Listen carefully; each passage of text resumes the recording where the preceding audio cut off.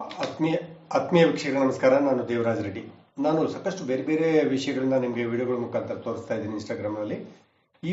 ಇದು different case study. ಏನಪ್ಪಾ ಅಂತಂದ್ರೆ, ಕೊಳವೆ ಬಾವಿ ಅಂದ ತಕ್ಷಣ ನಮ್ಮ ಮನಸ್ಸಲ್ಲಿ 400, 500, 1000, 2000 ಕೊಳವೆ ಬಾವಿಗಳು ಕಣ್ಮುಂದೆ ಜ್ಞಾಪಕ ಬರ್ತದೆ. ಆದ್ರೆ ಈ ಜಾಗ ಇದೆಲ್ಲ ಖಂಡಿತ ವಿಶೇಷವಾದಂತ ಜಾಗ.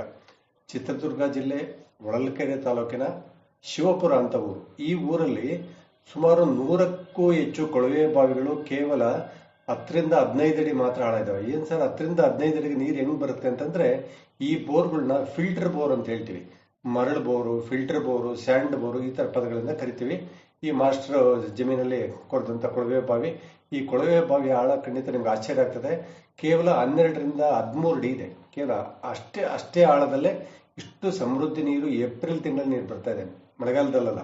ಈ ತರ ಕೊಳವೆ ಬಾವಿಗಳಲ್ಲಿ ಇಂಥ ಒಂದು ನೀರನ್ನ ಪಡಿಬೇಕಾದ್ರೆ ನಿಮ್ಮ ಊರುಗಳಲ್ಲಿ ನೀವು ಬೋರ್ವೆಲ್ ಕೊರೆದು ವಿಫಲ ಆಗೋಕ್ಕಿಂತಲೂ ಸೂಕ್ತವಾದಂಥ ಜಾಗದಲ್ಲಿ ನಿಮ್ಮಲ್ಲಿ ಏನಾದರೂ ಮರಳು ಸಿಗೋದಾದ್ರೆ ಇಂಥ ಒಂದು ಕೊಳವೆ ಬಾವಿಗಳನ್ನು ಕೊರೆದು ನೀರನ್ನ ಪಡಿಬೋದು ಅನ್ನಲಿಕ್ಕೆ ಈ ಒಂದು ವಿಡಿಯೋ ಮಾಡ್ತೀನಿ. ಇದು ನೋಡಿದ್ಮೇಲೆ ನಿಮ್ಮ ಸಾಧ್ಯವಾದ್ರೆ ನೀವು ಇಂಥ ಪ್ರಯತ್ನ ಮಾಡಿ ಅಂತ ಹೇಳ್ತಾ ನಮ್ಮ ಇನ್ಸ್ಟಾಗ್ರಾಮ್ ವಿಡಿಯೋಗಳನ್ನ ಫಾಲೋ ಮಾಡೋದನ್ನ ಮರಿಬೇಡಿ. ನಮಸ್ಕಾರ.